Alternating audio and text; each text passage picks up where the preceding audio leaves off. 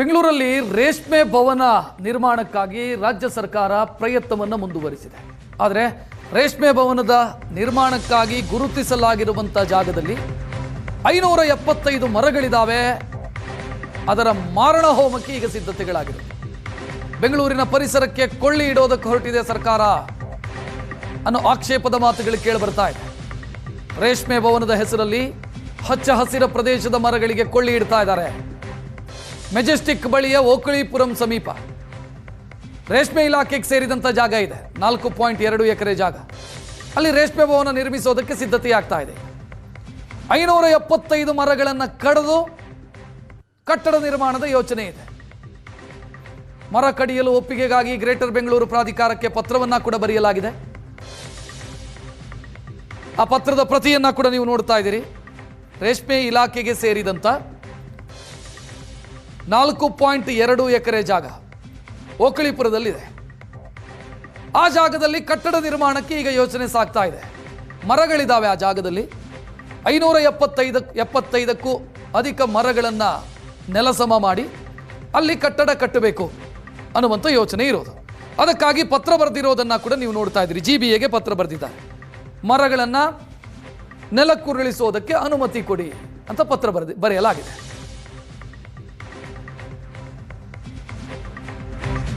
ಇನ್ನು ಈ ಜಾಗದಲ್ಲಿ ಒಟ್ಟು 628 ಮರಗಳಿದ್ದಾವೆ. 575 ಮರ ಕಡಿಯೋದಕ್ಕೆ ಈಗ ಪತ್ರ ಬರೆಯಲಾಗಿದೆ.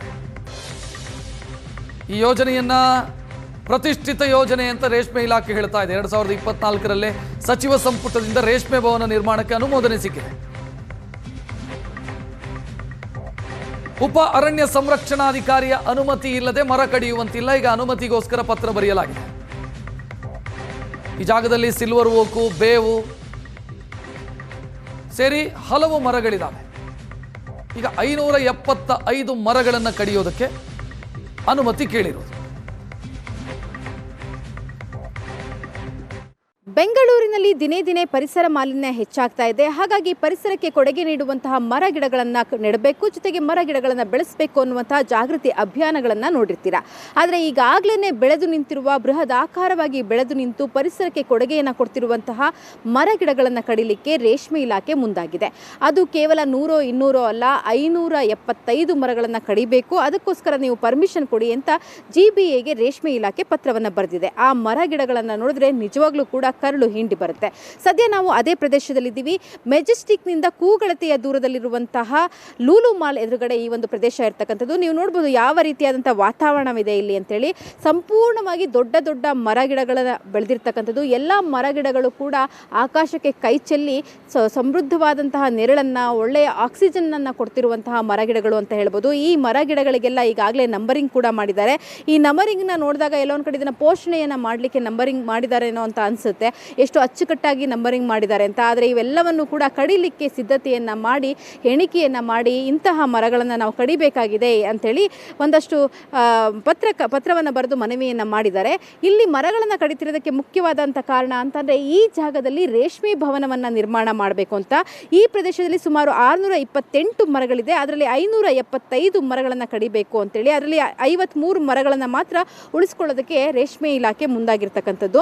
2024ರಲ್ಲೇ ಸಚಿವ ಸಂಪುಟದಿಂದ ರೇಷ್ಮೆ ಇಲಾಖೆಯ ರೇಷ್ಮೆ ಭವನವನ್ನು ನಿರ್ಮಾಣ ಮಾಡೋದಕ್ಕೆ ಇಲ್ಲಿ ಅನುಮೋದನೆ ಕೂಡ ಸಿಕ್ಕಿದೆ. ಸೊ ಲೋಕೋಪಯೋಗಿ ಇಲಾಖೆಯಿಂದ ರೇಷ್ಮೆ ಭವನ ಇಲ್ಲಿ ನಿರ್ಮಾಣವಾಗಲಿದೆ. ಅದಕ್ಕೋಸ್ಕರವಾಗಿ ಮರ ಗಿಡಗಳನ್ನು ಕಡಿಯುವಂತಹ ಒಂದು ಪರ್ಮಿಷನ್ನ ನೀಡಿ ಇಲ್ಲಿ ಅಂತೇಳಿ ಈಗಾಗಲೇ ಪತ್ರವನ್ನು ಕೂಡ ಬರೆದಿದೆ. ಆದರೆ ಇದಕ್ಕೆ ಸಾಕಷ್ಟು ಅಂದರೆ ಸ್ಥಳೀಯ ನಾಗರಿಕರು ಜೊತೆಗೆ ಇಲ್ಲಿ ಪರಿಸರ ಪ್ರೇಮಿಗಳ ವಿರೋಧ ಕೂಡ ವ್ಯಕ್ತವಾಗ್ತಿದೆ. ಯಾಕಂದರೆ ಇಷ್ಟು ದೊಡ್ಡ ಮರಗಳು ನೆಡಬೇಕು, ಬೆಳಿಬೇಕು ಅಂತಂದರೆ ನೂರಾರು ವರ್ಷಗಳೇ ಕಳೆದಿರುತ್ತೆ. ಇಂತಹ ಮರಗಳನ್ನು ಕಳೆದುಕೊಂಡ್ರೆ ಪರಿಸರಕ್ಕೆ, ಮುಂದಿನ ಒಂದು ಪೀಳಿಗೆಗೂ ಕೂಡ ಬಹಳಷ್ಟು ಹಾನಿಯಾಗುತ್ತೆ. ಹಾಗಾಗಿ ಈ ಮರಗಿಡಗಳನ್ನು ಕಡಿಯೋದು ಬೇಡ ಅನ್ನುವಂಥದ್ದು. ರೇಷ್ಮೆ ಭವನವನ್ನು ನಿರ್ಮಾಣ ಮಾಡೋದೇ ಆದರೆ ನಗರದ ಹೊರಭಾಗದಲ್ಲಿ ನಿರ್ಮಾಣ ಮಾಡಿ. ಯಾಕಂದರೆ ರೇಷ್ಮೆ ಬೆಳೆಗಾರರು ಯಾರು ಬೆಂಗಳೂರಿನಲ್ಲಿಲ್ಲ. ರೇಷ್ಮೆ ಭವನ ನಿರ್ಮಾಣ ಆದರೆ ರೂರಲ್ ಸೈಡಲ್ಲಿ ನಿರ್ಮಾಣ ಆದರೆ ಗ್ರಾಮೀಣ ಭಾಗದ ಜನರಿಗೂ ಕೂಡ ಅನುಕೂಲ ಆಗುತ್ತೆ ಅಂತಕ್ಕಂಥದ್ದು. ಸ್ಪೆಷಲಿ ಹೇಳಬೇಕು ಅಂದರೆ ಇಲ್ಲಿ ಸಿಲ್ವರ್ ಓಕ್, ಬೇವು, ಮಹಾಗನಿ, ಹಲಸು, ಗುಲೋರ ಮರಗಳು, ಅಶೋಕ ಮರಗಳಿಂದ ಈ ಒಂದು ಪ್ರದೇಶ ಕೂಡಿದೆ. ಇಂತಹ ಹಚ್ಚ ಹಸಿರಿನಿಂದ ಕೂಡಿರುವಂತಹ ಕಾಡಿನ ಮಾದರಿಯಲ್ಲಿ ಇರುವಂತಹ ಈ ಪ್ರದೇಶವನ್ನು ಸಂಪೂರ್ಣವಾಗಿ ಬರಡು ಮಾಡಲಿಕ್ಕೆ ರೇಷ್ಮೆ ಇಲಾಖೆ ಮುಂದಾಗಿರ್ತಕ್ಕಂಥದ್ದು. ಸೊ ಲೋಕೋಪಯೋಗಿ ಇಲಾಖೆ ಸಂಪೂರ್ಣವಾಗಿ ಬ್ಲೂ ಪ್ರಿಂಟ್ನ ರೆಡಿ ಮಾಡಿದೆ ಇಲ್ಲಿ ರೇಷ್ಮೆ ಭವನವನ್ನು ನಿರ್ಮಾಣ ಮಾಡೋದು ಹೇಗೆ ಅಂತ. ಆದರೆ ಇಲ್ಲಿ ರೇಷ್ಮೆ ಭವನವನ್ನು ನಿರ್ಮಾಣ ಮಾಡುವಂತಹ ಒಂದು ಅಗತ್ಯ ಎಷ್ಟು ಮಟ್ಟಿಗಿದೆ? ಕ್ಯಾಮ್ರಾ ಪರ್ಸನ್ ಮಹೇಶ್ ಜೊತೆ ರಕ್ಷಾ, ಏಷ್ಯಾನೆಟ್ ಸುವರ್ಣ ನ್ಯೂಸ್, ಬೆಂಗಳೂರು.